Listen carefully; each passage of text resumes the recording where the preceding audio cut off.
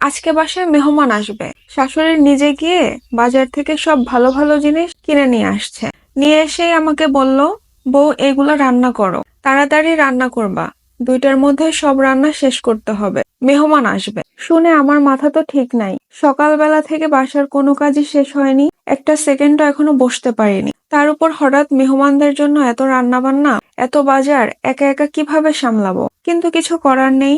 আল্লাহর নাম নিয়ে 2 হাত লাগিয়ে দিলাম রান্না বান্নার কাজে। আর শাশুড়ি মা একটু পর পর এসে বলতেছে, তোমার এখনো হয় নাই? কখন রান্না শেষ করবা? তোমার তো চলা ভারী, কাজ কাম পাতলা না। অমুক বাসার তমুকের বউ কত কাজ করে, এই সেই। উনি একটু পর পর এসেই বলতেছিল এগুলো। আর আমি শুধু একটার পর আরেকটা রান্না বসানোর জন্য তাড়াহুড়ো করতেছি। আর চোখের কোণে পানি চলে আসছে এই ভেবে যে আমিও হয়তো একদিন আমার বাবা মায়ের আদরের মেয়ে ছিলাম। যাক, এসব ভাবতে ভাবতে রান্না করতে করতে মেহমান চলে আসলো।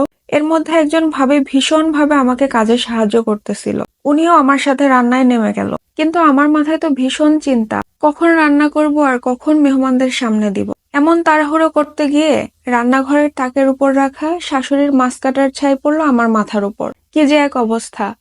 কাউকে বুঝতে না দিয়ে গোপনে ওয়াশরুমে গিয়ে নিজেকে পরিষ্কার করে নিলাম।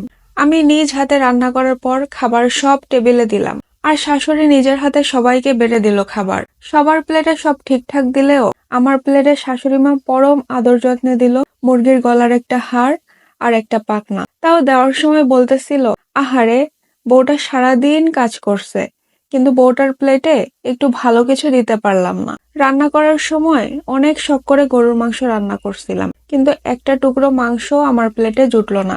সব বাদ যাক, খাওয়া আমার এখনো শেষ হয়নি। এর মধ্যে আরো কয়েকজন মেহমান আসছে আমার শাশুড়ি, মানে শাশুড়ির আত্মীয় স্বজন আর কি।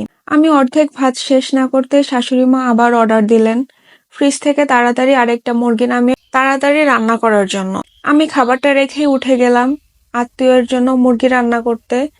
তখন পাশে থাকা একটা ভাবি বলল, আপনি দেখে এখন আবার রান্না করতে গেছেন। আমি হলে জীবনেও আবার চুলার কাছে যেতাম না। তাও ভাবলাম, যেহেতু এখন একটা আস্ত মুরগি রান্না করব, তাহলে মুরগির একটা পিস হয়তো আমি পাবো। সারাদিন কাজ করার পর ক্লান্ত শরীর আর হাঁপ ভুখা থেকেও রান্না করছি।